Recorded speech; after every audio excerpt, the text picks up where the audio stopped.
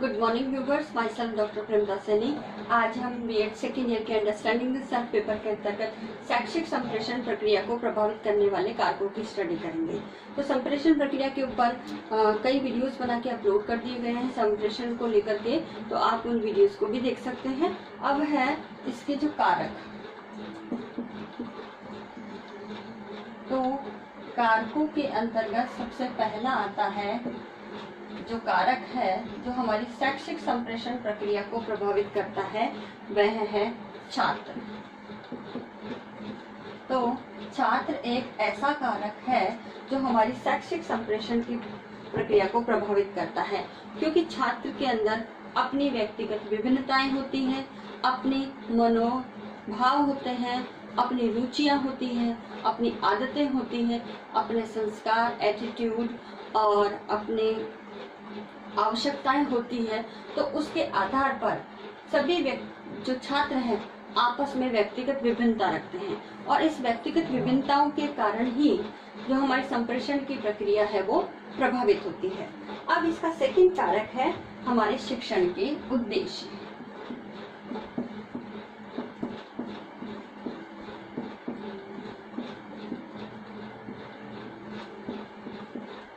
अब जो शिक्षण के उद्देश्य हैं वे भी हमारी शैक्षिक प्रक्रिया को प्रभावित करते हैं।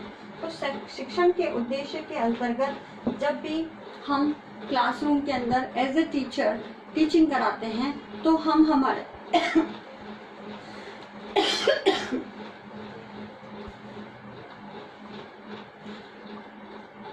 जब हम टीचिंग कराते हैं तो हम हमारे शिक्षण के उद्देश्य निर्धारित करते हैं, और इन शिक्षण के उद्देश्यों को निर्धारित करने में हम हमारे कंटेंट नॉलेज के साथ साथ हमारी सहायक सामग्री है, साथ ही हमारे जो साधन हैं जो हमारे संप्रेषण को प्रभावित करेंगे, उन सभी साधनों के आधार पर हम हमारे शिक्षण के उद्देश्य को निर्धारित करते हैं। तो इस प्रकार हम कह सकते हैं कि शिक्षण के उद्देश्य भी हमारी शैक्षिक संप्रेषण की प्रक्रिया को प्रभावित करते हैं।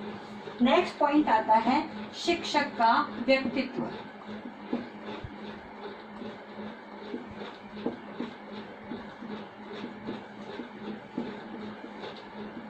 तो शिक्षक का व्यक्तित्व भी है जो हमारी शैक्षिक संप्रेषण की प्रक्रिया को प्रभावित करता है। शिक्षक के व्यक्तित्व के अंतर्गत उसके आंतरिक व्यक्तित्व के साथ साथ उसका बाह्य व्यक्तित्व, उसका पहनावा, उसकी बॉडी लैंग्वेज, उसके हाव भाव, उसके गुण, उसकी विशेषताएं, उसका कंटेंट का नॉलेज और उसकी नॉलेज कितनी अपडेट है, तो ये सारे ओवरऑल एस्पेक्ट जो हैं वो शिक्षक के व्यक्तित्व को दर्शाते हैं। तो शिक्षक का व्यक्तित्व भी हमारी शैक्षिक संप्रेषण की प्रक्रिया को प्रभावित करता है। इसलिए कभी कभी देखा गया है जिस शिक्षक की पर्सनैलिटी सबसे ज्यादा अच्छी इफेक्टिव होती है उसका जो संप्रेषण है वो भी प्रभावशाली होता है। नेक्स्ट इसमें पॉइंट है विषय वस्तु का चयन।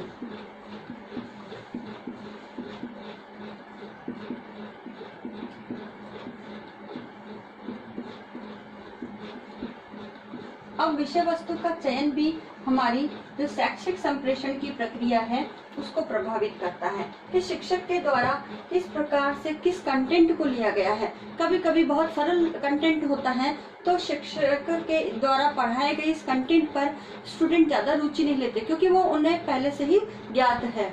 कुछ छात्र जो है वो रुचि लेते, कुछ नहीं लेते। और जब कंटेंट बहुत इम्पोर्टेंट होता है और सबसे इम्पोर्टेंट जो कंटेंट जो भावी जीवन में बच्चों के काम आने वाला है, साथ ही वो कंटेंट ऐसा है जो नॉलेज को अपडेट करता है, तो इस प्रकार का कंटेंट जो है जब शिक्षक अपनी शिक्षण प्रक्रिया में इंक्लूड करता है तो उस कंटेंट से जो शैक्षिक संप्रेषण की प्रक्रिया है वो प्रभावित होती है। नेक्स्ट पॉइंट इसके अंतर्गत आता है पाठ योजना का निर्माण।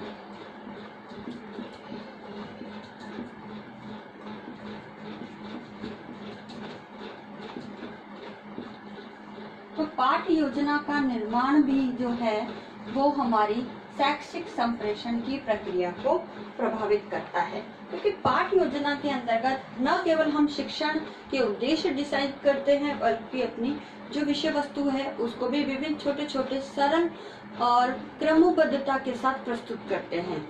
तो जितना हम प्लानिंग के साथ कहते हैं कि जिस प्रकार से युद्ध के अंदर अस्त्र शस्त्र होना आवश्यक है, उसी प्रकार से शिक्षा के क्षेत्र में और शैक्षिक संप्रेषण की प्रक्रिया के अंतर्गत हमारे पाठ का नियोजन भी उतना ही प्रभावशाली साधन के रूप में होना चाहिए।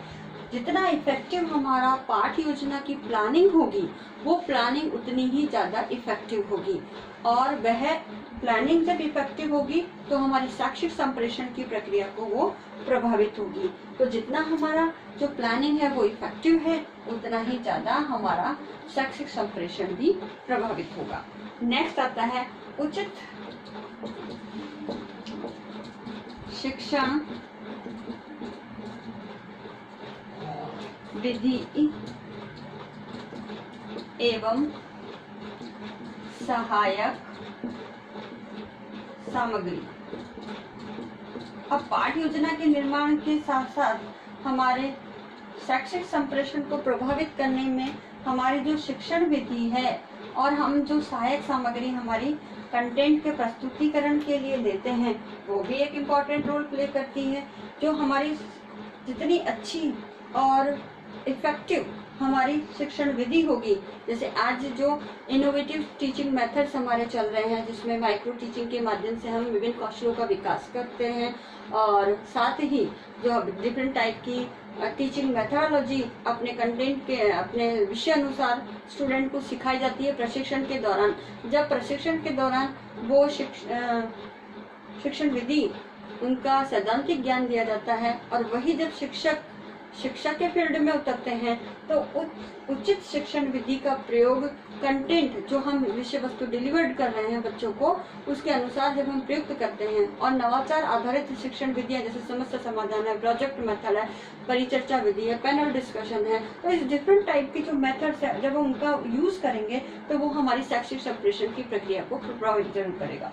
और इसी प्रकार से हमारी सहायक सामग्री है। अब सहायक सामग्री कहते हैं सुने हुए से देखा हुआ ज्ञान ज्यादा अच्छा होता है, तो शिक्षण सहायक सामग्री है वो वही रोल प्ले करती है, क्योंकि चित्र बहुत कुछ कहता है। जब हम चित्रों के माध्यम से, चार्ट के माध्यम से, मॉडल के माध्यम से, वर्किंग मॉडल इत्यादि के माध्यम से जब हमारे कंटेंट को हम डिलीवर करते हैं, उसमें सहायक सामग्री का प्रयोग करके उन्हें अच्छी तरह से प्रभावशाली, रोचक और जिज्ञासापूर्ण बच्चे जब इस प्रकार की सहायक सामग्री होती है हमारी, तो उससे शैक्षिक संप्रेषण की प्रक्रिया हमारी बहुत ही ज्यादा इफेक्टिव होती है। तो ये शैक्षिक संप्रेषण की प्रक्रिया को प्रभावित करने में शिक्षण विधि और सहायक सामग्री इन दोनों की भी महत्वपूर्ण भूमिका है। नेक्स्ट है व्यक्तिगत विभिन्नताओं का ज्ञान।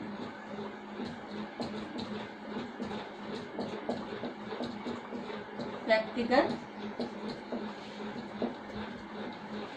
विभिन्नताओं का ज्ञान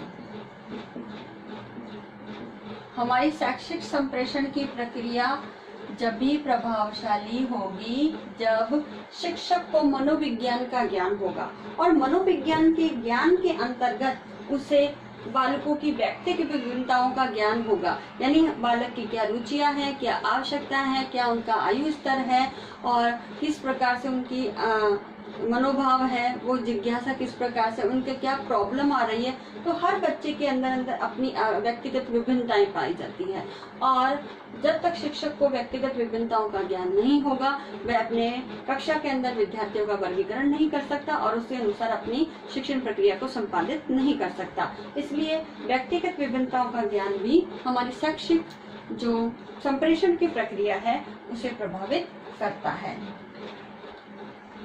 नेक्स्ट जो पॉइंट है वह है हमारा कक्षा का वातावरण।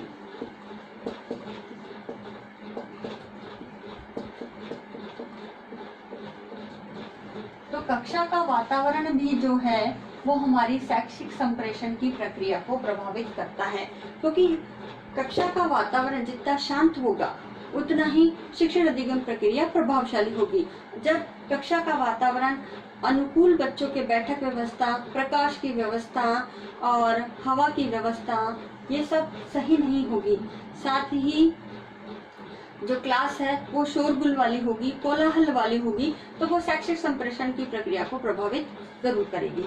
तो इस प्रकार कक्षा का वातावरण भी जो है वो हमारी शैक्षिक संप्रेषण की प्रक्रिया को प्रभावित करता है। नेक्स्ट आता है मानसिक एवं शारीरिक स्वास्थ्य।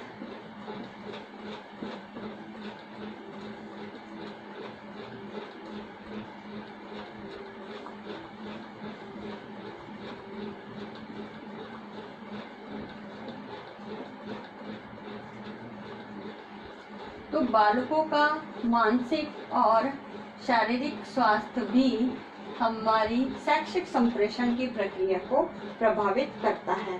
अब मानसिक किस प्रकार से, गर्मी का जैसा मौसम है, बाहर बरसात हो रही है, सर्दी बहुत ज्यादा है, तो और बालक जो है फिजिकली अनफिट है, बीमार है, हेडेक हो रहा है, तो ये सारे जो उनकी मानसिक और शारीरिक स्वास्थ्य है, बच्चा ख्याली फिजिकली प्रेजेंट है, बस मेंटली क्लास में प्रेजेंट नहीं है, तो ये सारा जो मानसिक और क्योंकि मानसिक स्वास्थ्य शारीरिक स्वास्थ्य को भी प्रभावित करता है, तो जब बालक मानसिक और शारीरिक रूप से स्वस्थ होगा तभी शैक्षिक संप्रेषण की प्रक्रिया प्रभावशाली होगी, अन्यथा इसमें विघ्न या बाधा उत्पन्न होगी। तो इस प्रकार शैक्षिक संप्रेषण की प्रक्रिया को बालकों का मानसिक और शारीरिक स्वास्थ्य भी प्रभावित करता है।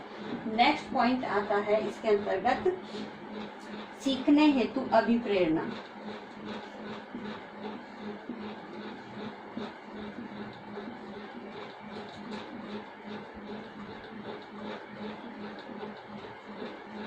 सीखने हेतु अभिप्रेरणा यानी मोटिवेशन। बालक को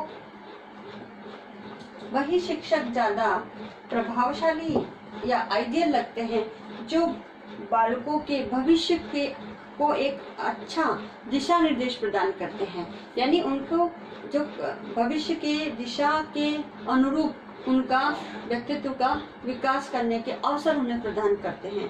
और इसके लिए सबसे इम्पोर्टेंट रोल प्ले करती है हमारी अभिप्रेरणा।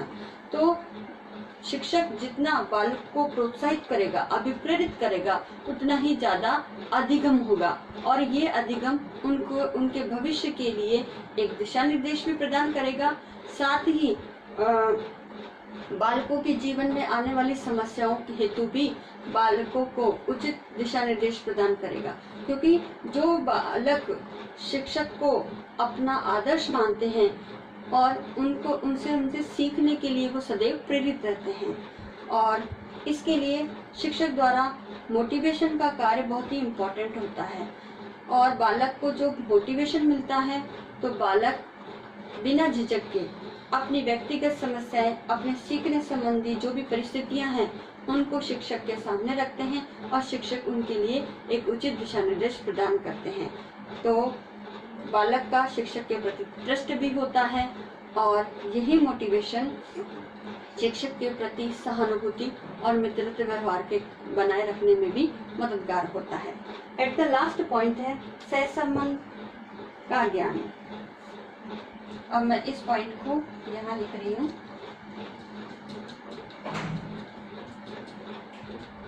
सहसंबंध का ज्ञान। तो बाल शिक्षक को अपनी शैक्षिक संप्रेषण की प्रक्रिया में सहसंबंध का ज्ञान जो है वह भी होना चाहिए, क्योंकि आजकल सभी विषय परस्पर अंतर्निर्भरता भी रखते हैं। क्योंकि पर्टिकुलर किसी विषय को हम अलग नहीं कर सकते, एक विषय दूसरे विषय को प्रभावित करता है, साथ ही उसके कंटेंट नॉलेज का ज्ञान दूसरे विषय के सहसंबंध के आधार पर या सहसंबंध के अभाव में अधूरा है। क्योंकि समाज विज्ञान के अंतर्गत विभिन्न प्रकार के विषयों की शाखाएं होती हैं और समाज से ही वो सब जुड़ा हुआ होता है। इस प्रकार शिक्षक को सहसंबंध का ज्ञान होना चाहिए। अपने विषय को पढ़ाते समय अन्य विषयों के साथ अपनी कंटेंट नॉलेज को सह संबंधित करके अपने विषय की जानकारी उसे प्रदान करनी चाहिए। साथ ही वर्तमान समय में अंतः अनुशासनात्मक पद्धति के आधार पर उसे शिक्षण कराना चाहिए और यही सह संबंध की एक तरह से नींव कही जा सकती है और यही हमारी शैक्षिक संप्रेषण की प्रक्रिया को भी प्रभावित करती है। अब आज का असाइनमेंट इस प्रकार से है।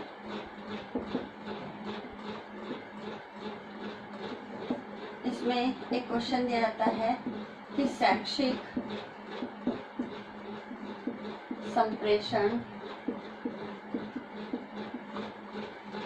प्रक्रिया को प्रभावित करने वाले